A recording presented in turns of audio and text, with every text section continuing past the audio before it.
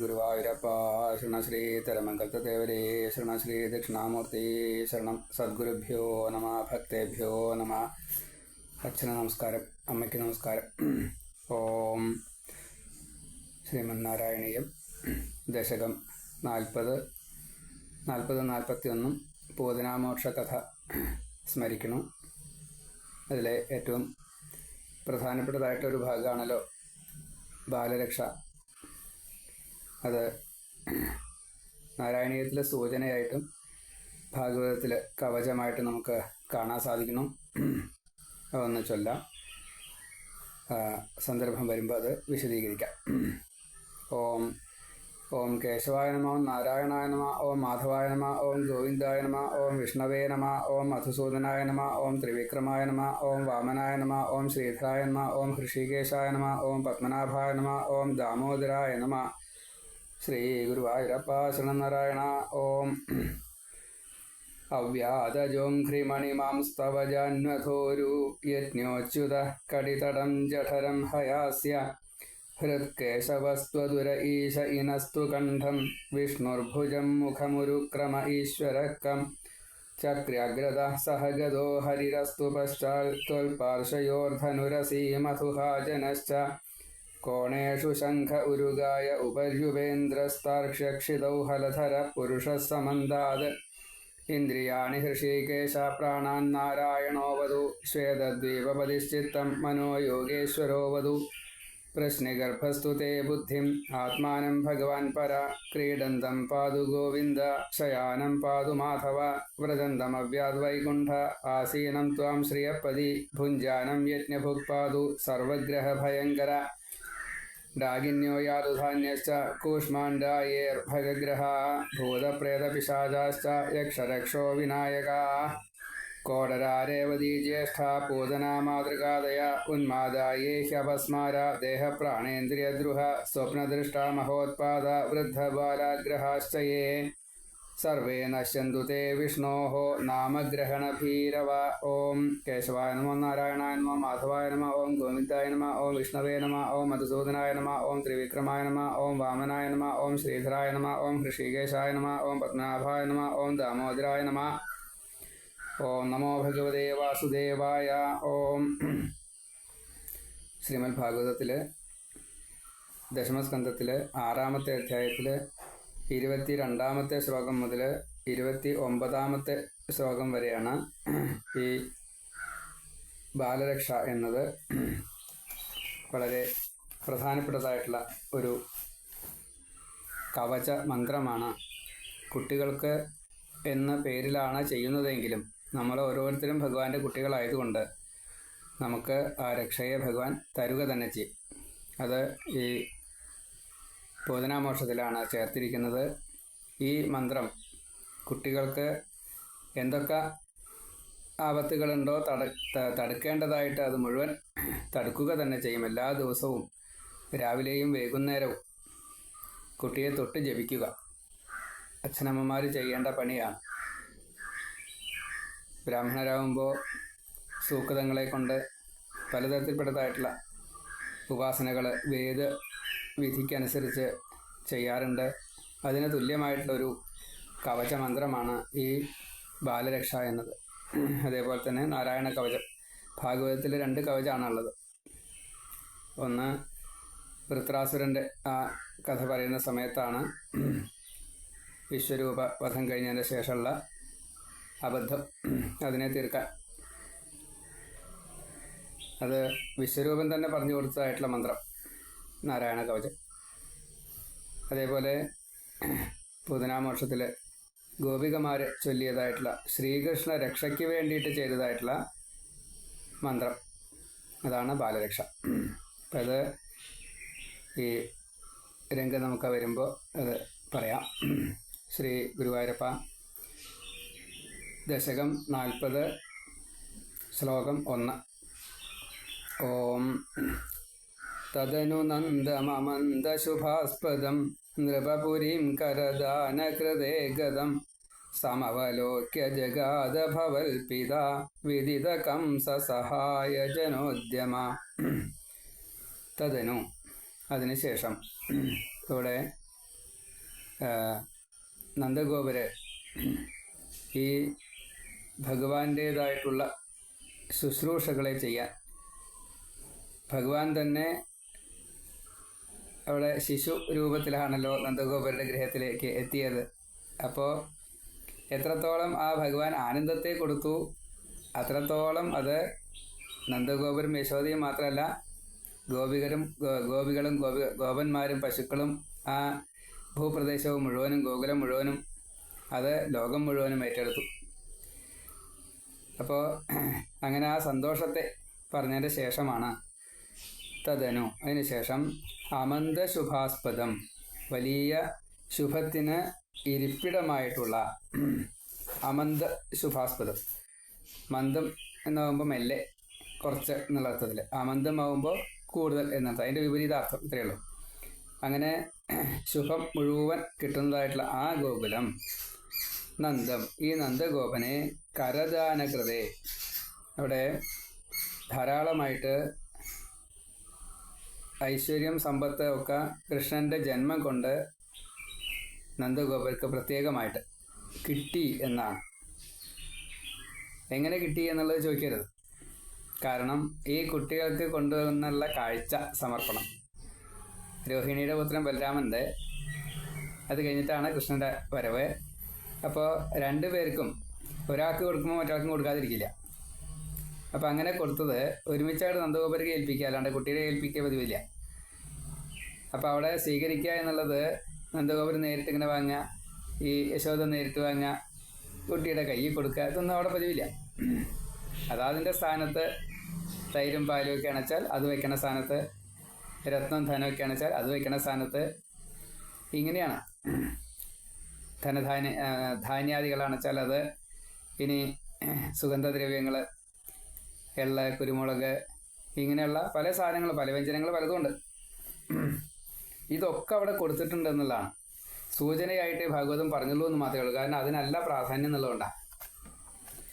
അപ്പോൾ ഇതെല്ലാം അവിടെ കിട്ടിക്കഴിഞ്ഞപ്പോൾ ധനത്തിൻ്റെ ആ സന്തോഷം വന്നപ്പോൾ പിന്നെ മറ്റ് തിരക്കുകളും ഒക്കെ കാരണം കൊണ്ട് ഈ ടാക്സ് അടയ്ക്കുക എന്നുള്ളൊരു വിഷയമുണ്ടല്ലോ, അത് മറന്നുപോയി. അങ്ങനെ ചൂണ്ടിയെടുക്കാറില്ല കംസനാണ് ടാക്സ് കൊടുക്കേണ്ടത്. അപ്പോൾ ഇവിടെ ധനം ധാരാളമായപ്പോൾ കംസന് ടാക്സ് കൊടുക്കാൻ വേണ്ടിയിട്ട് നിശ്ചയിച്ചു. ഒക്കെ സന്തോഷമാവുകയും ചെയ്തു. അങ്ങനെ മട്ട ആ സമയത്താണ് നന്ദം കരദാനകൃതേ നൃപപുരീം ഗതം, ആ കംസന്റെ കൊട്ടാരത്തിലേക്ക് പോവുകയാണ്. സമവലോക്യ ഇത് കണ്ടപ്പോൾ വിദിത കംസ സഹായ ജനോദ്യമ, കംസന്റെ സഹായികൾ ഈ ബാലന്മാരെ കൊല്ലുന്നത് അറിഞ്ഞതായിട്ടുള്ള വസുദേവര്, ഭവൽപിത, ഈ ഭഗവാന്റെ പിതാവ് വസുദേവർ അവിടെ താൽക്കാലികമായിട്ട് ഈ കാരാഗ്രഹത്തിൽ നിന്നൊക്കെ മോചനം നേടിയിട്ടുണ്ട്. അങ്ങനെ ഒരു അവസ്ഥയുള്ളത്. ജഗാഥ ഇപ്രകാരത്തിൽ പറഞ്ഞു. അതായത് ഇവിടെ ധനം ഉണ്ടായിക്കഴിഞ്ഞ സമയത്ത് ഒരു 5-6 ഗോപന്മാരെയും കൂട്ടിയിട്ട് നന്ദഗോപര് ടാക്സ് കൊടുക്കാൻ വേണ്ടിയിട്ട് കംസന്റെ കൊട്ടാരത്ത് പോയി. അവിടെ ചെന്നപ്പോൾ കംസനെ കണ്ടു, ഈ ടാക്സ് കൊടുത്തു. നന്ദഗോപരുടെ ഏറ്റവും സുഹൃത്തായിട്ടുള്ള അനുജനായിട്ടുള്ള സ്ഥാനം കൊണ്ട് അനുജനായിട്ടുള്ള ഒരു, അല്ലെങ്കിൽ പ്രായം കൊണ്ട് അനുജനായിട്ടുള്ള ഒരു സുഹൃത്താണ് വസുദേവർ. വസുദേവരുടെ എല്ലാ കഷ്ടങ്ങളും അറിയുകയും ചെയ്യാം. ദേവകിയും യശോദയും തമ്മിൽ ഒരു നല്ല ആത്മബന്ധമുണ്ട്. രോഹിണിയും യശോദയും തമ്മിലൊരു ബന്ധമുണ്ട്. അപ്പോൾ യശോദയും പറഞ്ഞു, നന്ദഗോപര് അവിടെ ടാക്സി കൊടുക്കാൻ പോകുമ്പോൾ വസുദേവരെ കാണാണ്ട് പോരരുതേ, ദേവകിയോട് അന്വേഷണം പറയണേ എന്നൊക്കെ പറഞ്ഞിട്ടുണ്ട്. രോഹിണി അതേപോലെ തന്നെ കുട്ടികളുടെ കാര്യമൊക്കെ പറയണ്ടേ. അപ്പോൾ രഹസ്യമായിട്ട്, എന്നാ പരസ്യമാണ് എങ്കിലും വസുദേവരെ നന്ദഗോപര് കണ്ടു. വസുദേവർക്ക് പക്ഷേ ഈ നന്ദഗോപരെ സ്വീകരിക്കലും കാര്യങ്ങളൊക്കെ ഒരു ലേശം ധൃതിയായിട്ടാണ് കണ്ടത്. സാധാരണ അങ്ങനെ പതിവില്ല. എന്നാൽ പിന്നെ അവിടെ നിന്ന് പോരില്ല. അങ്ങനെയാണ്, കുറേ നേരം വർത്തമാനം പറഞ്ഞിരിക്കും. അങ്ങനെയാണ്. ഇപ്പം അങ്ങനെയല്ല, ധൃതിയാണ്. എന്തോ ഒരു കാര്യമുണ്ടോ, എന്താന്ന് മനസ്സിലാവണമില്ല. അങ്ങിപ്പോൾ എന്നെ കണ്ടു, ടാക്സ് കൊടുക്കൽ കഴിഞ്ഞു, ഇവിടുത്തെ കാര്യങ്ങളൊക്കെ കഴിഞ്ഞിറക്കണം, അതുകൊണ്ട് ഇനി ഇവിടെ ഇരിക്കണ്ട, പോയിക്കോളൂ. വസുദേവരും നന്ദഗോപുരോട് ഇങ്ങനെ പറയുന്നത് ഇതുവരെ വിചാരിച്ചിട്ടില്ല. അപ്പോഴാണ് ഇങ്ങനൊരു അഭിപ്രായം ഇതെന്താണാവോ വിചാരിച്ചു. ഗോകുലത്തിൽ എന്തൊക്കെയോ ആപത്ത് വരാനുണ്ട് എന്നൊക്കെ പറഞ്ഞോട് കൂടിയിട്ട് പിന്നെ നന്ദഗോപർക്കും വസുദേവരേക്കാൾ കൂടുതൽ ഹൃദയായി. കാരണം 2 കുട്ടികളുണ്ട് അവിടെ. അപ്പോൾ ആറ്റുതോറ്റുണ്ടായിട്ടുള്ള കുട്ടികളാണ്. ആപത്തുണ്ടാവുക വെച്ചാൽ കുട്ടികളെയും ബാധിക്കില്ലേ. അപ്പോൾ പിന്നെ വസുദേവർക്ക് ഉള്ള ധൃതിയേക്കാൾ കൂടുതൽ നന്ദഗോപർക്കായ ധൃതി. അനവധി വൈകിട്ടാണ് ഉണ്ടായത്. വസുദേവർ പറഞ്ഞത് തന്നെ അതാണ്, അങ്ങക്ക് ഉണ്ണി ഉണ്ടായത് എനിക്ക് ഉണ്ണി ഉണ്ടായ പോലെ ഞാൻ എന്താ കണക്കാക്കണം, ആ കുട്ടികൾക്ക് ആപത്തൊന്നും വരരുതെന്നാണ് പറഞ്ഞത്. അപ്പോൾ ത്രികാലജ്ഞാനിയാണ്, എന്തെങ്കിലും മുന്നേ കാണാതെ കണ്ട് ഇങ്ങനെ ഒരു അഭിപ്രായം പറയില്ല. കാരണം സാധാരണ കണ്ടു കഴിഞ്ഞാൽ അങ്ങനെയല്ല പതിവ്. ധാരാളമായിട്ട് വർത്തമാനം പലതും പറയാനുണ്ട്. അപ്പോൾ അതൊന്നും ഉണ്ടായില്ല ഇവിടെ, വേഗം പറഞ്ഞേച്ചു. തദനു നന്ദമമന്ദശുഭാസ്പദം നൃപപുരീം കരദാനകൃതേ ഗതം സമവലോക്യ ജഗാദ ഭവൽപിതാ വിദിതകംസ സഹായ ജനോദ്യമാം. തദനു അമന്ദശുഭാസ്പദം നന്ദം കരദാനകൃതേ നൃപപുരീം ഗതം സമവലോക്യ വിദിതകംസ സഹായ ജനോദ്യമഃ ഭവൽപിതാ ജഗാദ. അയി സഖേ തവ ബാലക ജന്മ മാം സുഖയതേദ്യ നിജാത്മജ ജന്മവത് ഇതി ഭവൽപിതൃതാം വ്രജനായകേ സമധിരോപ്യ ശശംസതമാദരാത്. അല്ലയോ സഖേ, വസുദേവർ പറയാണ്, തവ ബാലകജന്മ, അങ്ങയ്ക്കുണ്ടായ നന്ദഗോപരെ അങ്ങയ്ക്കുണ്ടായതായിട്ടുള്ള ഈ പുത്രജന്മം, അത് നിജ ആത്മജ ജന്മവത്, എനിക്ക് പുത്രനുണ്ടായ പോലെ തന്നെ ഞാൻ എന്താ കണക്കാക്കുന്നു കേട്ടോ. അദ്യ മാം സുഖയതേ, ഇത് എന്നെയും വളരെ കൂടുതൽ ആനന്ദിപ്പിക്കുന്നു കേട്ടോ. ഇത് ഭവൽ പിതൃതാം, ഇങ്ങനെ വസുദേവര് അങ്ങയുടെ പിതൃത്വം സ്വയമേവ ഏറ്റെടുത്തു. വാസുദേവര് അങ്ങനെ പറഞ്ഞത് നന്ദഗോപർക്ക് മനസ്സിലായോ നിശ്ചയില്ല കേട്ടോ. വ്രജനായകെ, ഈ നന്ദഗോപർക്ക് സമധിരോപ്യ, അത് അങ്ങയ്ക്ക് ഉണ്ണി ഉണ്ടായി എന്ന് വാക്കാൽ പറയുകയും ചെയ്തു. അപ്പോൾ നന്ദഗോപരും ശരിയാണ്, എനിക്കുണ്ടായി, അത്രയേ ഉള്ളൂ. സമധിരോപ്യ, അതാണ് ആരോപണം ചെയ്തു എന്നാണ്. നന്ദഗോപർക്ക് ഉണ്ണി ഉണ്ടായതായിട്ട് ആരോപണം ചെയ്തു വസുദേവര്, പക്ഷെ അത് മനസ്സിലായില്ല, അത്രയേ ഉള്ളൂ. തം, അദ്ദേഹത്തോട് ആദരാത് ശശംസ, വളരെ ആദരവോട് കൂടിയിട്ട് ഇപ്രകാരത്തിൽ പറഞ്ഞു. അയി സഖേ തവ ബാലക ജന്മ മാം സുഖയതേദ്യ നിജാത്മജ ജന്മവത് ഇതി ഭവൽ പിതൃതാം വ്രജനായകേ സമധിരോപ്യ ശശംസതമാദരാൽ ഇഹജ സന്ധ്യ നിമിത്ത ശതാനി തേ കടകസീംനി തതോ ലഘുഗമ്യതാം ഇതി ച തദ്വചസോ വ്രജനായകോ ഭവതപായഭിയാ ദ്രുതമായയൗ. ഇഹച, ഈ ഗോകുലത്തില്, തേ കടകസീംനി, അങ്ങയുടെ ഈ വാസസ്ഥാനത്ത്, അല്ലെങ്കിൽ ഇപ്പൊ അങ്ങ് താമസിക്കുന്നതായിട്ടുള്ള ഈ സ്ഥലത്ത്, അനിമിത്ത ശതാനി, വളരെയധികം ദുർനിമിത്തങ്ങളെ കണ്ടു. അനേകം അപകടങ്ങൾക്കുള്ള സാധ്യതകളെ കാണിക്കുന്ന സൂചനകള്, ദുർനിമിത്തങ്ങള് അനിമിത്തമായിട്ട് കണ്ടു. സന്ധി, ഇപ്പോഴും ഉണ്ട്, ഞാൻ നിലനിൽക്കുന്നുണ്ട്. തതഹ, അതുകൊണ്ട് ലഘുഗമ്യത, വേഗം പോകൂ എന്നാണ് ലഘുഗമ്യത. ഇവിടെ അധികം നിൽക്കണ്ട എന്ന സാരത്തിലാണ്.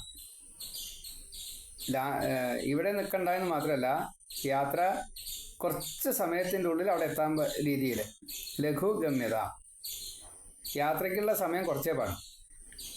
യാത്രയ്ക്കുള്ള ക്ഷീണാദി കാര്യങ്ങളൊന്നും അങ്ങ് അറിയരുത്. ഷഠേച്ച് അവിടെ എത്തണം, അതാണ് ലഘു.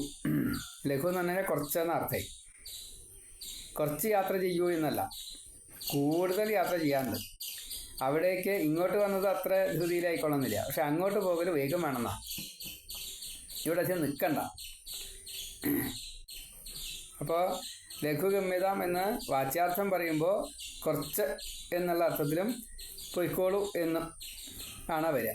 അപ്പം അങ്ങനെയല്ല വേണ്ടത്. ഇവിടെ അതിൻ്റെ ഒരു വ്യംഗ്യാർത്ഥമാണ് എടുക്കേണ്ടത്. അത് വേഗത്തിൽ തന്നെ അവിടെ എത്തണം എന്നാണ്. ലഘുഗമ്യത, അങ്ങ് വളരെ വേഗം പോയാലും. പിന്നെയോ ഇതി തദ്വചസ, ഈ വസുദേവര് ഇപ്രകാരത്തില് വാക്കുകളെ പറഞ്ഞു കഴിഞ്ഞപ്പോൾ വ്രജനായക, ഈ വ്രജത്തിൻ്റെ നായകനായിട്ടുള്ള ഭരണകർത്താവായിട്ടുള്ള നന്ദഗോപര് ഭവത് അപായഭീയ, അങ്ങയുടെ എന്തെങ്കിലും അങ്ങേക്ക് അപായം വരുമോ എന്ന് പേടിച്ചുകൊണ്ട് ശങ്കിച്ചുകൊണ്ട് ദ്രുതം വളരെ വേഗത്തിൽ, ദ്രുതം ഗമ്യതാം എന്നാണ് വേണ്ടത്, അവിടെ ലഘുഗമ്യതാം എന്നാണ് പറഞ്ഞത്. പക്ഷേ ലഘുഗമ്യതാം എന്ന് പറഞ്ഞ വസുദേവരുടെ വാക്ക് നന്ദഗോപുരെടുത്തപ്പോൾ ദ്രുതം ആയയോ, വളരെ വേഗത്തിൽ തന്നെ മടങ്ങിയെത്തി. അതാണ്. ഇപ്പോൾ സംസ്കൃതത്തിൽ ചിലത് പറയുമ്പോൾ, പ്രത്യേകിച്ച് കാവ്യം, ശ്ലോകം, ഇങ്ങനെയൊക്കെ പദ്യം ഇങ്ങനെയൊക്കെ ആകുമ്പോൾ അതിൽ പല വ്യത്യാസങ്ങളുണ്ട്. മലയാളത്തിൽ ഒരു പദ്യം രചിക്കണ പോലെയല്ല, വാക്കുകൾ എവിടെ വേണച്ചാൽ പ്രയോഗിക്കാം. അതിൻ്റെ അന്വയം എന്നുള്ള ഒരു ഘടനയിലൂടെ മാത്രമേ അതിൻ്റെ ശ്ലോകത്തിൻ്റെ അർത്ഥം കിട്ടുള്ളൂ. അതുതന്നെ വാച്യാർത്ഥം കിട്ടിയാൽ പോരാ, എന്താണ് അതിൻ്റെ ഉള്ളിൽ ഉദ്ദേശിച്ചത് എന്നും കൂടി നമ്മൾ മനസ്സിലാക്കണം. അപ്പോൾ ചെറിയ ചെറിയ കാര്യങ്ങളൊക്കെ നമുക്കൊക്കെ പറയാൻ പറ്റുള്ളൂ. അത് പണ്ഡിതന്മാർക്ക് പല ശ്ലോകങ്ങളിലും, ഇതിലൊന്നും പന്ത്രണ്ട് എന്നല്ല, പക്ഷേ പല ശ്ലോകങ്ങളിലും അഗാധമായിട്ടുള്ള എന്നുവെച്ചാൽ നമുക്ക് കണ്ടുപിടിക്കാൻ പറ്റില്ല, അത്രയും കൂടുതൽ ഡെപ്തുള്ള മീനിങ്സ് ഉണ്ട്. അതൊക്കെ കണ്ടുപിടിക്കലാണ് യഥാർത്ഥത്തിലുള്ള ഭാഷാ പഠനത്തിൻ്റെ, പാണ്ഡിത്യത്തിൻ്റെ പ്രയോജനം. അത് ഉള്ളിലേക്ക് അതിൻ്റെ മർമ്മമായിട്ട് കയറിയെങ്കിൽ ഭക്തിയായി. അപ്പോൾ ആ ഭക്തി കിട്ടാനാവണം ഈ ഉപാസന. അതിവിടെ വളരെ ഭംഗിയായിട്ട് ലൗകികമായിട്ടുള്ള രീതിയിൽ പറയുകയാണ് ഉണ്ടായത്. അതാണ് അങ്ങയ്ക്ക് ഉണ്ണി ഉണ്ടായത്, എനിക്ക് സന്തോഷമായി, എനിക്ക് ഉണ്ണി ഉണ്ടായ രീതിയിലാണ് ഞാൻ കണക്കാക്കിയത്. ആ അങ്ങയ്ക്ക് ഉണ്ണി ഉണ്ടായി എന്നുള്ളത് ആരോപിച്ചു. അതൊക്കെ പണ്ഡിതന്മാർക്ക് ഇങ്ങനെയൊക്കെ ചെയ്യാൻ സാധിക്കുള്ളൂ. അതേപോലെ തന്നെ ഇപ്പം നമ്മൾ കണ്ടു, വേഗം പോയിക്കോളൂ, എന്തൊക്കെ ചില ദുരന്തമിത്തങ്ങളൊക്കെ കാണാനുണ്ട് കേട്ടോ, അങ്ങ് ശ്രദ്ധിക്കണേ. എൻ്റെ രാമൻ്റെ രോഹിണിയുടെ ഉണ്ണി അവിടെ ഉണ്ടല്ലോ, അങ്ങേക്കും ഒരു ഉണ്ണി ഉണ്ടായിട്ടില്ലേ, വേഗം പോയിക്കോളൂ, കുട്ടികൾക്ക് എന്തെങ്കിലും ആപത്ത് വന്നു വെച്ചാലോ. അപ്പോൾ ഈ കുട്ടികൾക്ക് ആപത്ത് വന്നു വെച്ചാലോ എന്നുള്ളത് അവിടെ സൂചന പോലുമില്ല. വേഗം പൊയ്ക്കോളൂ എന്ന് മാത്രമേ പറഞ്ഞുള്ളൂ, ബാക്കിയുള്ളത് നമ്മൾ കൂട്ടിച്ചേർക്കണം. ഗോകുലത്തിൽ അങ്ങയുടെ വാസസ്ഥലത്ത്, ഇവിടെ കംസൻ്റെ അവിടെ ഇല്ല, ഈ കൊട്ടാരത്തിലല്ല, ഇവിടെയാണ് സംഭവങ്ങളൊക്കെ ആസൂത്രണം ചെയ്തേക്കണത്. അത് വസുദേവർക്ക് നല്ലോണം അറിയാം. ഇപ്പോൾ ഗോകുലത്തിൽ അങ്ങയുടെ വാസസ്ഥലത്ത് എന്തൊക്കെയോ ചില ദുർനിമിത്തങ്ങൾ ഞാൻ ഇവിടെ ഇരുന്ന് കാണുന്നു എന്നാണ്. ദൂരം കുറച്ചുണ്ട്, ഇവിടെ കവടി വെച്ചിട്ടൊന്നുമില്ല. അപ്പോൾ വസുദേവരാൽ ഇങ്ങനെ പറയപ്പെട്ടു എങ്കിൽ അത് ത്രികാലജ്ഞാനിയായിട്ടുള്ള പണ്ഡിതനായിട്ടുള്ള അദ്ദേഹത്തിൻ്റെ മുഖത്ത് നിന്ന് വന്നത് പാഴ്വാക്കാവില്ല. ദുർനിമിത്തങ്ങൾ കണ്ടു എന്നാണ് പറഞ്ഞത്. അതുകൊണ്ട് വളരെ വേഗം തന്നെ പൊയ്ക്കോളൂ. അതുകൊണ്ട് നന്ദഗോപർക്ക് പരിഭ്രമായി വേഗം തന്നെ പോവുകയും ചെയ്തു. ഇവിടെ മടങ്ങിയെത്തി. എത്തുന്നതിൻ്റെ മുന്നേ ആയിട്ട് കുറച്ചൊരു സന്ദർഭങ്ങളുണ്ട്. ഇഹ ച സന്ധ്യാനിമിത്ത ശതാനി തേ കടകസീംനി തതോ ലഘുഗമ്യതാം ഇതി ച തദ്വചസ വ്രജനായകോ ഭവദപായഭിയാ ദ്രുതമായയോ. 4-ാമത്തെ ശ്ലോകം. അവസരേ ഖലു തത്ര ച കാചന വ്രജപദേ മധുരാകൃതിരംഗന തരള ഷഡ്പദലാളിത കുന്തള കപടപോതകത്തെ നികടം ഗത. അപ്പോൾ ഈ ദുർനിമിത്തങ്ങൾ അവിടെ ഉണ്ട് എന്ന് നന്ദഗോപുരോട് വസുദേവർ പറഞ്ഞ സമയത്ത് തന്നെ ഇവിടെ ലളിതയായിട്ട് പൂതന രംഗപ്രവേശം ചെയ്ത് കഴിഞ്ഞു. അപ്പോൾ നന്ദഗോപുരം അവിടെയും ലളിത ഇവിടെയും കംസനാൽ പറഞ്ഞയക്കപ്പെട്ടതാണ്. തത്ര അവസരേച്ച വ്രജപദേ, ആ അവസരത്തിൽ തന്നെ ഈ ഗോകുലത്തിൽ മധുരാകൃതി മനോഹര രൂപം സ്വീകരിച്ചതായിട്ടുള്ള ലളിതയായിക്കൊണ്ട് ഈ പൂതന മധുരാകൃതി തരള ഷഡ്പദ ലാളിത കുന്തളാം, ഇളകി പറന്നെത്തിയ ഒരു വണ്ടുകളുടെ കൂട്ടം, അതിനാൽ ലാളിക്കപ്പെട്ടതായിട്ടുള്ള തലമുടിയോട് കൂടിയിട്ട്, എന്നുവെച്ചാൽ തലമുടിയിൽ മുല്ലപ്പൂവ്, അതേപോലെ സുഗന്ധം ഉള്ളതായിട്ടുള്ള മറ്റു പല പൂക്കളുകൾ, ഒരു വല്ലാത്ത സൗരഭ്യമുണ്ട്, സൗന്ദര്യമുണ്ട്, അതേപോലെ ഈ വർണ്ണഭംഗിയുണ്ട്, തേന് ധാരാളമുണ്ട്, ഫ്രഷാണ്. അപ്പോൾ വണ്ടുകൾ വരും. ഇത് പൂതനയെ, ഈ ലളിതയായിട്ട് വന്ന സുന്ദരിയായിട്ട് വന്ന ആ പൂതനയെ രാക്ഷസീഭാവം ലവലേശം അറിയിക്കാത്തതായിട്ടുള്ള അകം ചളി പുറം ശുചി ആയിട്ട് വന്നിട്ടുള്ള ഈ ലളിത, ഈ പൂതന വളരെയധികം സുന്ദരിയാണ്. മധുര ആകൃതി വളരെ മധുരാണ്. പിന്നെയോ തരള ഷഡ്പദം എന്ന് പറഞ്ഞാൽ വണ്ടുകൾ, അതേപോലെ പാറിപ്പറന്നുകൊണ്ട്, അതേപോലെ അവരുടെ ഒരു സന്തോഷം, കാരണം തേനൊക്കെ ധാരാളമുണ്ട്. അങ്ങനെ ലാളിത കുന്തള, ലാളിക്കപ്പെട്ടതായിട്ടുള്ള തലമുടിയോട് കൂടിയിട്ട്, എന്നുവെച്ചാൽ ഈ വണ്ടുകൾ ഇങ്ങനെ 4 പുറം പാറിപ്പറക്കണു, പൂന്തേൻ സ്വീകരിക്കണു, ഇതൊക്കെയാണ്. കാച്ചിൽ അങ്കന കപടപോതക, കാച്ചിൽ അങ്കന ഒരു സ്ത്രീ, കപടപോതക മായ കൊണ്ട് കുഞ്ഞായി ചമഞ്ഞവനെ. അപ്പോ തേ നികടം ഗതാഖലു, അങ്ങയുടെ അടുക്കൽ വന്നു ചേർന്നുവല്ലോ. ഇങ്ങനെയുള്ള ഒരു സ്ത്രീ കപടപോതകനായിട്ടുള്ള ഭഗവാനെ അങ്ങയുടെ അടുത്തേക്ക് എത്തിയല്ലോ. അപ്പം ഇവിടെ പൂതന എന്നുള്ളത് കപടവേഷത്തിലാണ് എന്നും, അതേപോലെ തന്നെ ഈ ഭഗവാനും കപടവേഷത്തിലാണ് എന്നുള്ളതും. ഇവിടെ ലളിതയായിട്ട് മനോഹരിയായിട്ട് അപ്പോൾ പറിച്ച് കെട്ടിയതായിട്ടുള്ള പൂക്കളും മാലകളും ഇങ്ങനെയൊക്കെ ആയിട്ട് തലയിലൊക്കെ ചൂടി, അതിൻ്റെ മാധുര്യം കാരണം കൊണ്ട് വണ്ടുകളൊക്കെ തന്നെ പാറിപ്പറക്കുമ്പോൾ അതും ഒരു ആകർഷകമാണ്. അപ്പോൾ ശബ്ദമുണ്ട്, സുഗന്ധമുണ്ട്, കാഴ്ചയ്ക്ക് നല്ല ഭംഗിയാണ്. ഇങ്ങനെ ഒരു സ്ത്രീ കാപട്യ വേഷത്തോട് കൂടിയിട്ട് അങ്ങയെ സമീപിച്ചു. അതേപോലെ തന്നെ അങ്ങും ഒരു ചെറിയ കുഞ്ഞായിട്ട്,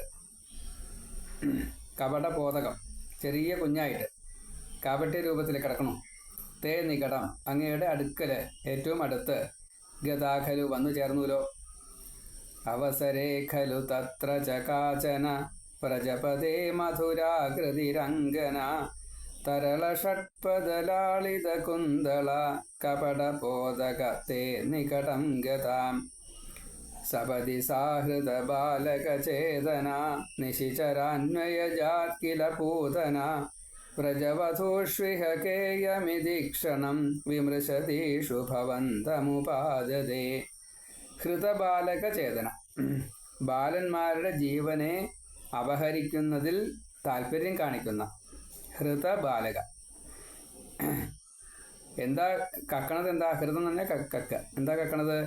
ബാലകന്റെ ചേതനയെ കക്കുക. ചേതനയെ കക്കുക വെച്ചാൽ ജീവനെ കക്കന്നെ. അപ്പോൾ ഈ കുഞ്ഞുങ്ങളുടെ ജീവനെ കക്കുന്നതായിട്ടുള്ള ഹൃതചേതന ആയിട്ടുള്ള, അത് ബാലകചേതനയായിട്ടുള്ള ഒരു മനോഭാവത്തോട് കൂടിയിട്ടാണ് ഈ ലളിത ആയിട്ട് വേഷം കെട്ടിയ പൂതന വരണത്. നിശിചര അന്വയജാസാ പൂതന. നിശിചരയാണ്, രാത്രി സഞ്ചരിക്കുന്നവരാ. രാത്രി സഞ്ചരിക്കുന്നതാ.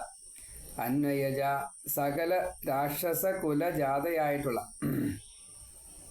നിശിചര അന്വയജ. അപ്പോൾ രാക്ഷസകുല ജാതയാണ് സാ പൂതന, ആ പൂതന. ഇപ്രകാരത്തിൽ ഈ വേഷം കെട്ടി വന്നിട്ട് ഇഹ വ്രജവധൂഷു, ഈ ഗോകുലത്തിലെ ഇഹ വ്രജവധൂഷു ഗോപവനിതകൾ ക്ഷണം കാ ഇയം. ഈ വ്രജവധൂഷു ഓരോ അനവധി ഗോപികമാരുണ്ട്. ഈ ഗോപികമാരൊക്കെ കുറച്ച് നേരം, ക്ഷണം, ഒരു ലേശം നേരം, കാ ഇയം, ഇത് ആരാത്? ഇത് വിമൃശതിഷു, ഇത് നല്ലോണം വിമർശനം ചെയ്തു.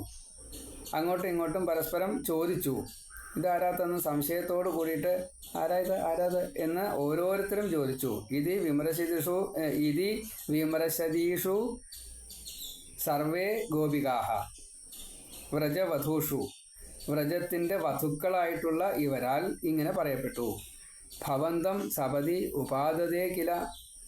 ഭവന്തം ഭഗവാനെ, ഈ ചെറിയ ഉണ്ണിയായിട്ടുള്ള ഭഗവാനെ അങ്ങയുടെ സപതി, അടുത്തേക്ക് എത്തിയിട്ട് വേഗം തന്നെ സപതി, ഒട്ടും സമയം കളയാതെ കണ്ട് എന്ന സാരത്തിലാണ്. സപതി ഉപാദതേ കില, കയ്യിലെടുത്തു. അവിടെ പാദം അവിടെ ചെന്നു. അപ്പോൾ തന്നെ പിന്നെ താമസമൊന്നും ഉണ്ടായില്ല. അടുത്തേക്ക് എത്തിയപ്പോൾ ആർക്കും തടുക്കണം തോന്നിയില്ല, ബഹുമാനം തോന്നി. കാരണം അത്ര സുന്ദരിയാണ്. പിന്നെ ഈ പൂക്കളും മാലിന്തൊക്കെ ആകുമ്പോൾ തന്നെ ഒരു ഇത് ലക്ഷ്മിനെയാണോ എന്ന് സംശയിച്ച ആ ഭാവത്തിലായിരിക്കണത്. അപ്പോൾ അത്രയും കൂടുതൽ ആകർഷകത്വം ഉണ്ടെന്ന് സാരം, വശീകരണമുണ്ട് ഈ പൂതനയ്ക്ക്. പിന്നെ രാക്ഷസിമാർക്ക് എന്തൊക്കെ ചെയ്യാൻ പറ്റുമെന്ന് ചോദിച്ചാൽ മുഴുവൻ പറയാൻ പറ്റില്ല, എല്ലാം മായയുണ്ട്, ആ മായയിൽ പെട്ടതാണ്. അപ്പോൾ ഇവരും അതിന് മയങ്ങി ഗോപികമാർ. കൃഷ്ണൻ കരുതി കൂട്ടിയിട്ട് മായയിൽ പെട്ടതായിട്ട് അഭിനയിക്കുകയും ചെയ്തു. വേറൊരുത്തിരിക്കും പോണ്ട, പൂതന ഇങ്ങോട്ട് വാ എന്ന് പറഞ്ഞിട്ട് അങ്ങോട്ട് വലിച്ചു, കർഷണം ചെയ്തു. അപ്പം അങ്ങനെയുള്ള ആ കൃഷ്ണൻ നീ തന്നെ കാണും വേണ്ട, തനിക്ക് അങ്ങോട്ടും കാണണ്ട വിചാരിച്ച് കണ്ണടച്ചിട്ടുമുണ്ട് കേട്ടോ. രണ്ട് കാപ്പട്ടിക്കാരും ഒരേപോലെയാണ്, കള്ളത്തരം കാട്ടിയിട്ടുണ്ട്. അപ്പം ഈ പൂതന അവിടെ വന്നു, വേഗം ആ കുട്ടിയെ എടുത്തു. സപതി സാഹൃത ബാലകചേതന നിശിചരാന്വയജ കില പൂതന വ്രജവധൂഷ്വിഹ കേയമിതി ക്ഷണം വിമൃശതീഷു ഭവന്തമുപാദതേ. ഇനി ലളിതഭാവവിലാസഹൃദാത്മഭി യുവതിഭി പ്രതിരോദ്ധുമപാരിത स्तनमसो भवनान्तनिषेदुषी प्रददुषी भवते कपटात्मने. ലളിതഭാവവിലാസ ഹൃദാത്മഭി, അതിമധുരങ്ങളായിട്ടുള്ള അല്ലെങ്കിൽ ലാളിത്യത്തോടു കൂടിയ ഭാവപ്രകടനങ്ങൾ, ഭാവവിലാസാദികൾ.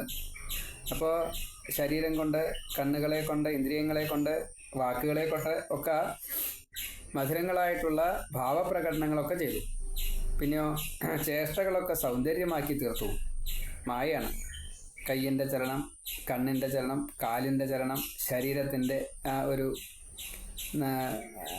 നടക്കുമ്പോഴും, അതാണ് കളഹംസ പദം എന്നൊക്കെ പറഞ്ഞ അരേന നടക്കുന്ന പോലെയുള്ള ഏർപ്പാടുകൾ. അതൊക്കെ ഉണ്ട് ഇവിടെ. അവിടെ വശീകരിക്കുന്നത് കാമുകനെ അല്ല എന്ന് മാത്രമേ ഉള്ളൂ. ഇവിടെ വശീകരിക്കേണ്ടത് കുട്ടിയല്ല, കാണുന്നവരെയാണ്. കാണുന്നവരായിട്ടുള്ള ഗോപികളോ ഗോപികമാരോ ആർക്കാച്ചായിക്കോട്ടെ, ഗോപന്മാർ കണ്ടാലും വിരോധമൊന്നുമില്ല. അവിടെ കാമുക ബന്ധത്തിലല്ല, മറിച്ച് ഈ സ്ത്രീയെ എല്ലാവരും അംഗീകരിക്കണം എന്നുള്ളൊരു ഭാവത്തിലാണ്. അപ്പോൾ ആ ഒരു നൈർമല്യം, നിർമ്മലത, ഒരു ആകർഷകത്വം, ഇത് രണ്ടും കാണിച്ചു. അതാണ് അങ്ങനെ മധുരങ്ങളായിട്ടുള്ള ഭാവപ്രകടനങ്ങളോട് കൂടിയിട്ട് ലളിതഭാവവിലാസ ഹൃദാത്മഭി, ഇങ്ങനെ സൗന്ദര്യങ്ങളെ ചേഷ്ടകളെ കൊണ്ട് ആകർഷിക്കപ്പെട്ടതായിട്ടുള്ള മനസ്സോട് കൂടിയവരായിട്ടുള്ള യുവതിഭിഹി, ഈ ഗോപികമാര് പ്രതിരോധം, തടയാൻ അപാരിത, കഴിയാത്തവരെ. കാരണം ഈ മനസ്സിനെ മയക്കിയപ്പോൾ ആ സ്ത്രീ അന്യസ്ത്രീയാണ്. അന്യസ്ത്രീകൾ അങ്ങനെ വന്നിട്ട് സമ്മതിക്കില്ലല്ലോ സാധാരണ ഒരാളെ. പക്ഷേ അത് അന്യസ്ത്രീ അല്ല, നമ്മുടെ സ്വന്തം എന്ന് തോന്നിപ്പിച്ചു കാപട്യം കൊണ്ടേ. അതുകൊണ്ട് തടുക്കാൻ കഴിഞ്ഞില്ല. പ്രതിരോധം അപാരിത, അതാണ് യുവതിഭി, ഈ വ്രജസുന്ദരീഭിഹി, അവരാൽ പ്രതിരോധം അപാരിത. അസൗ, ഈ പൂതനയെ ഭവനാന്ത നിഷേധുഷി, ഗൃഹത്തിനുള്ളിൽ ഇരുന്നു കൊണ്ട്, ഭവന അന്ത നിഷേധുഷി, ആ വീടിൻ്റെ ഉള്ളിലിരുന്നു കൊണ്ട് ഈ പൂതന കപടാത്മനെ, മായാസ്വരൂപത്തോടു കൂടിയതായിട്ടുള്ള ഭവതേ, അവിടത്തേക്കായിട്ട് സ്തനം പ്രദദുഷി, അവർക്ക് നിഷേധിക്കാൻ സാധിച്ചില്ല. എന്നാലോ ഈ വീടിനുള്ളിൽ ഇരിക്കുന്നതായിട്ടുള്ള നിഷേധു എന്ന് പറഞ്ഞു കഴിഞ്ഞാൽ ഇരിക്കുക. ഇപ്പം നിഷാദൻ എന്ന് പറയുമ്പോൾ അവിടെ ഇരുന്നോളൂ എന്ന് പറഞ്ഞപ്പോൾ നിഷാദനായി എന്നാ. നിഷേധു, ഈ പൂതന അതിൻ്റെ അകത്ത് കടന്നിട്ട് അവിടെ ഇരുന്നു. അപ്പം ഇരുന്നു. നിഷേധുഷി, അങ്ങനെ ഇരിക്കുന്നതായിട്ടുള്ള ആ സ്ത്രീ, അതാണ് നിഷേധുഷി, ഇരിക്കുന്നതായിട്ടുള്ള സ്ത്രീ. ആ നിഷാദന്മാരായത് ഇവരിപ്പോൾ ആ വാക്ക് തിരഞ്ഞെടുത്തത് അവിടെ. ഇരിക്കുക എന്നുള്ളതിന് അർത്ഥങ്ങൾ വീണ്ടും മറ്റു പലതും ഉണ്ടല്ലോ സാധാരണഗതിയിൽ. ഇവിടെ അതല്ല, ഈ കാട്ടാളത്തി തന്നെയാണത്. അപ്പോൾ അത് രാക്ഷസിയാണ്. അപ്പം അതുകൊണ്ട് അവിടെ നിഷേധുഷിയായിട്ടുള്ള, അവിടെ ഇരിക്കുന്നതായിട്ടുള്ള ആ സ്ത്രീ, ഈ ലളിത പൂതന കപടാത്മനെ, ഈ കപട സ്വരൂപം സ്വീകരിച്ചു വന്നതായിട്ടുള്ള മായാ സ്വരൂപത്തോടു കൂടിയ ഭവതേ അഭി, അങ്ങനത്തെ ഒരാളാണ്. അങ്ങനെയുള്ള ഭഗവാനെ അങ്ങയെ എടുത്തു. എന്നിട്ടോ സ്തനം പ്രദദുഷി, എന്നിട്ടോ നന്നായിട്ട് തന്നെ ദദുഷി, കൊടുത്തു. എന്താ കൊടുത്തത്? സ്തനമാണ് കൊടുത്തത്. എങ്ങനെയാണ് കൊടുത്തത്? പ്രദദുഷി, പ്രകർഷേണ കൊടുത്തു എന്നാ, സന്തോഷത്തോട് കൂടിയിട്ട് കൊടുത്തു. എന്താ വെച്ചാൽ മരിക്കുകയില്ലോ. ആരും മരിക്കണോ എന്നുള്ളത് ഇപ്പം തീരുമാനമായില്ല, അത്രയേ ഉള്ളൂ. പൂതന വിചാരിച്ചത് കൃഷ്ണൻ മരിക്കുമെന്ന്, കൃഷ്ണൻ വിചാരിച്ചത് എന്നാൽ ഇപ്പം എന്തായാലും മുക്തി കൊടുത്തളയാം, സമയമായി, ഇത് കണക്കാക്കിക്കൊണ്ടാണ്. അപ്പം ആരും മരിക്കുന്നുള്ള ഇപ്പം തീരുമാനമായില്ല. ഏതായാലും ഇങ്ങനെ കപടാത്മാവായിട്ടുള്ള ഭഗവാന് ഈ അകത്തിരിക്കുന്നതായിട്ടുള്ള കാട്ടാള സ്ത്രീ ആയിട്ടുള്ള രാക്ഷസിയായിട്ടുള്ള ഇരിക്കുന്നതായിട്ടുള്ള ആ പൂതന നിഷേധുഷി അങ്ങനെയുള്ള ഈ ലളിത കപട ലളിത മുല കൊടുത്തു, കാളക്കൂടെ വിഷം പുരട്ടിയതാണ്. ലളിത ഭാവവിലാസഹൃതാത്മഭി യുവതിഭി പ്രതിരോധുമപാരിത സനമസൗ ഭവനാന്ത നിഷേധുഷി പ്രദദുഷി ഭവതേ കപടാത്മനെ. 7ാമത്തെ ശ്ലോകം. സമധിരുഹ്യ തദംഗം അശങ്കിതസ്ത്വമഥ ബാലക ലോപനരോഷിത മഹദിവാമ്രഫലം കുചമണ്ഡലം പ്രതിചുശൂഷിത ദുർവിഷദൂഷിതം. അപ്പോൾ ബാലക ലോപനരോഷിത, അതിനുശേഷം ബാലകന്മാരുടെ വധം കൊണ്ട് കുപിതനാക്കപ്പെട്ട അങ്ങ്. ബാലക ലോപന, ബാലകന്മാരുടെ ഈ ലോപം വരുത്തുക, ബാലകന്മാരുടെ ലോപം വരുത്തുക എന്ന് വെച്ചാൽ ബാലകന്മാരെ ഇല്ലാണ്ടാക്കുക എന്നർത്ഥം. അതാണ് ബാലക ലോപന.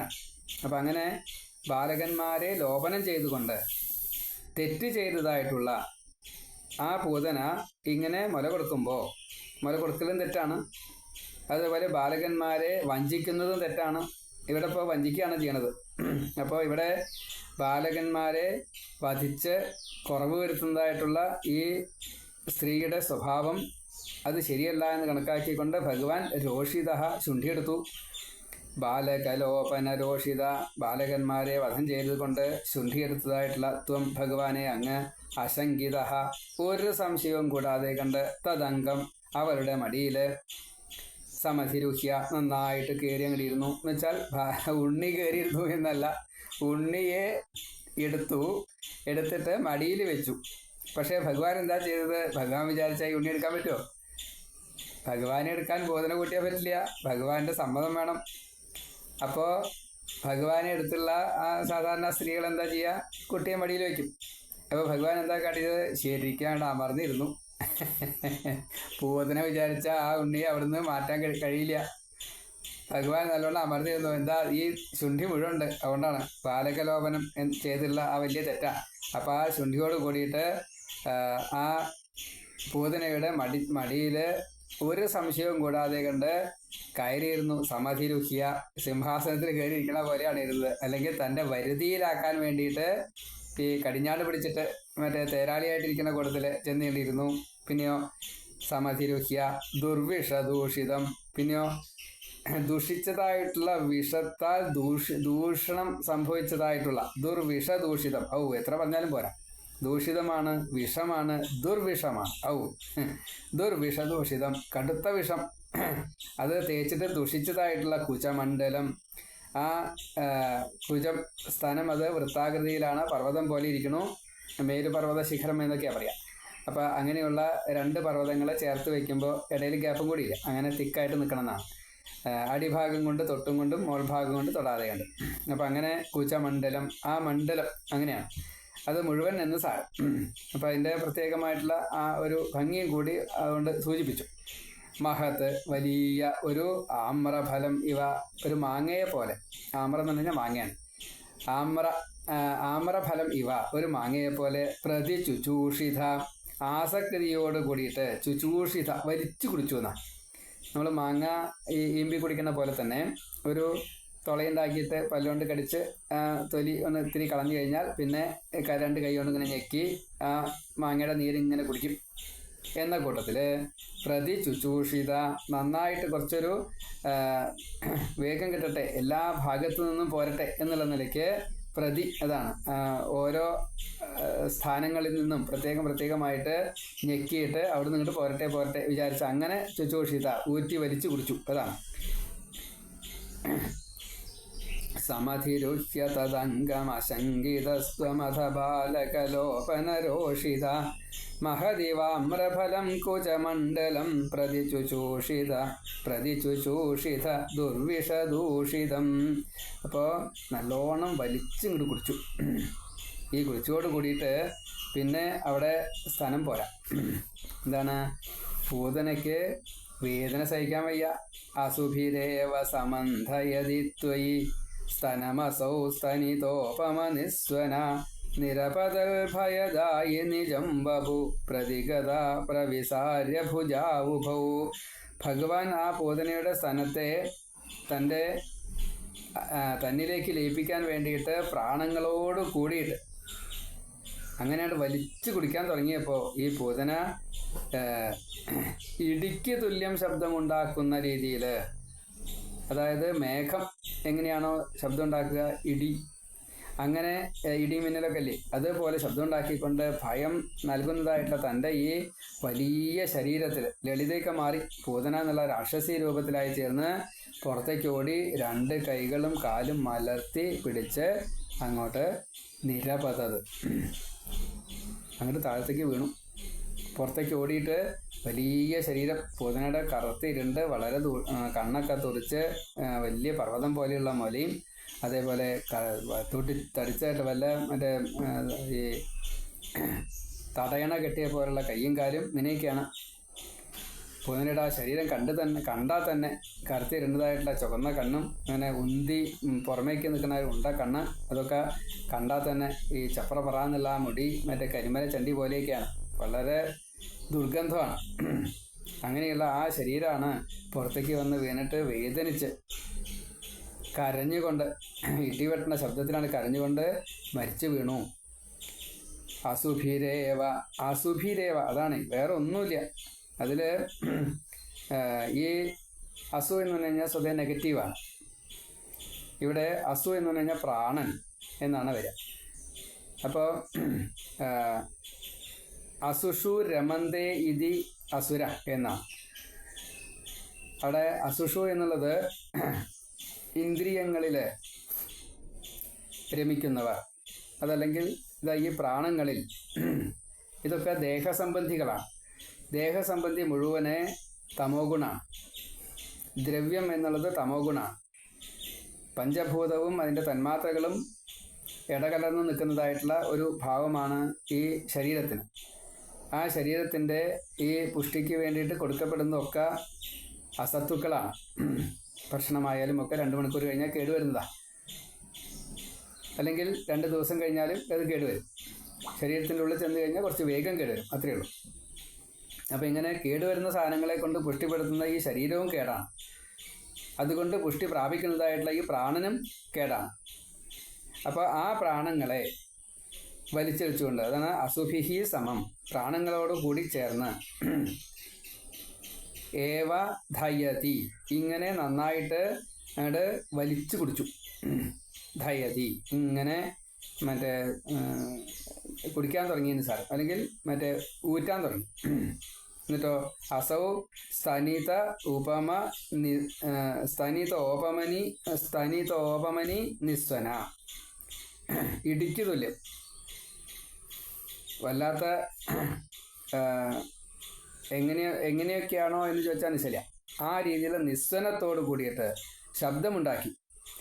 സ്തനിതത്തിന്, ഇടിനാദത്തിന് ഉപമയായിട്ടുള്ള സ്തനിത ഉപമ നിസ്വന, സ്തനിത ഉപമനി നിസ്വന, സ്തനിതോപമ നിസ്വന, സ്തനിത ഉപമ നിസ്വന. അപ്പോൾ സ്തനിതം എന്നുള്ളത് ഇടിനാദം, അതിന് ഉപമിക്കാവുന്ന രീതിയിലുള്ള നിസ്വനം, വലിയ നിഖിലം സ്വനം. സ്വനം എന്ന് പറഞ്ഞാൽ ശബ്ദം, വലിയ ശബ്ദത്തോട് കൂടിയിട്ട്. പിന്നെയോ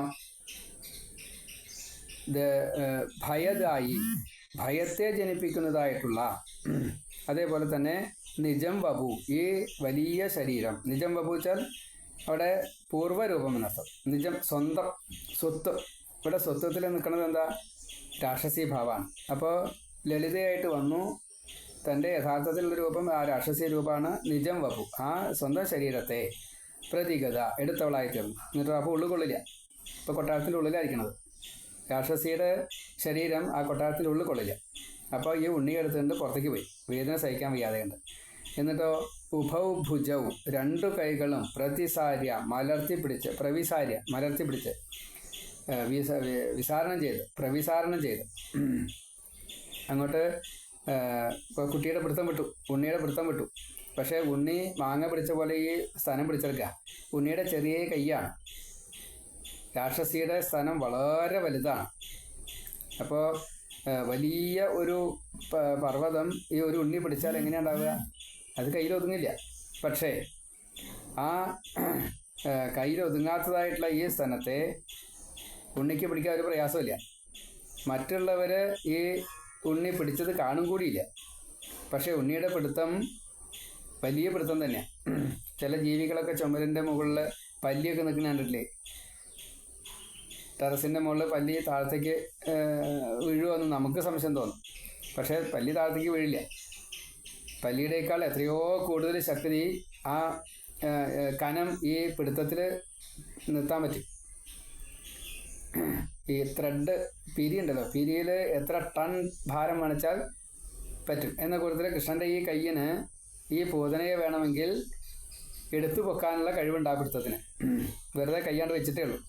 വലിയൊരു കാന്തിക ഭാവം അല്ലെങ്കിൽ ടൺ കണക്കിന് ഭാരം താങ്ങാവുന്നതായിട്ട് ശക്തി അതിൻ്റെ ഉള്ളിലുണ്ട്. അങ്ങനെയുള്ള ഈ ഭഗവാൻ പിന്നെ പൂതനെ പിടിക്കേണ്ട ആവശ്യമില്ല, സ്ഥാനത്തിൻ്റെ മുകളിൽ ഇരുന്നോളൂ. അത്രയേ ഉള്ളൂ. അപ്പം അങ്ങനെയുള്ള ഈ ഭഗവാന്റെ ആ രൂപവും ചെറിയ ഉണ്ണിയാണ്. പുറത്ത് അങ്ങനെയല്ല, ലളിത വളരെ വലിയ രാക്ഷസിയാണ്, കാണാൻ കൊള്ളാത്ത ഒരു ഭാവമാണ്. ആ ഭാവത്തിൽ ഈ രാക്ഷസിയായിട്ടുള്ള പൂതന മരിച്ചു വീണു. പ്രവിസാര്യ നിരപതത്, അതിൻ്റെ ആ ഒരു ഭാവത്തെ കയ്യും കാലൊക്കെ തന്നെ മലർത്തി വളരെ വിസ്താരത്തിൽ അങ്ങോട്ട് കിടന്നു. കിടന്ന സമയത്തോ പുറത്താണ് പോയത്. അപ്പോൾ വലിയ ശരീരമാണല്ലോ. അപ്പോൾ ആ കാട്ടിലെ മരങ്ങൾ മുഴുവൻ പൊടിഞ്ഞു പോയിന്നാ. കാരണം ആ മരങ്ങളുടെ മേതിക്കാണ് വീണത്. മരങ്ങളൊക്കെ ചെറിയ പുല്ല് പോലെയുള്ളേ. നമ്മൾ ഒരു പുല്ലിൻ്റെ പുൽത്തകിടിയിൽ നമ്മൾ കിടക്കുമ്പോൾ എങ്ങനെയാണ് ഉണ്ടാവുക? ആ പുല്ലുകളൊക്കെ പൊട്ടുണ്ടാവില്ല. പൊട്ടണ പുല്ലാച്ച പൊട്ടും, അല്ലെങ്കിൽ അത്രയേ ഉള്ളൂ. അത് ചാഞ്ഞവിടെ കിടക്കും. എന്ന കൂട്ടത്തിൽ വലിയ മരങ്ങളാകുമ്പോൾ എന്താ ചെയ്യുക? അത് പൊട്ടും, പൊടി കടപട വെച്ചിട്ട് പൊടി, അത്രയേ ഉള്ളൂ. അപ്പം ഇങ്ങനെ വീണു എന്നാണ്. അസുഭിരേവ സമന്ധയതി ത്വയി സ്തനമസൗ സ്തനിതോപമ നിസ്വന നിരപതൽ ഭയദായ നിജം വപു പ്രതിഗത പ്രവിസാര്യ ഭുജൗ ഉഭൗ. അങ്ങനെ 8ാമത്തെ ശ്ലോകം വരെ നമ്മൾ വായിച്ചു. ഇനി 9ാമത്തെ ശ്ലോകം മുതൽ അടുത്തേര് പറയാം. സർവത്ര ഗോവിന്ദനാമ സങ്കീർത്തനം. ഗോവിന്ദ ഗോവിന്ദ.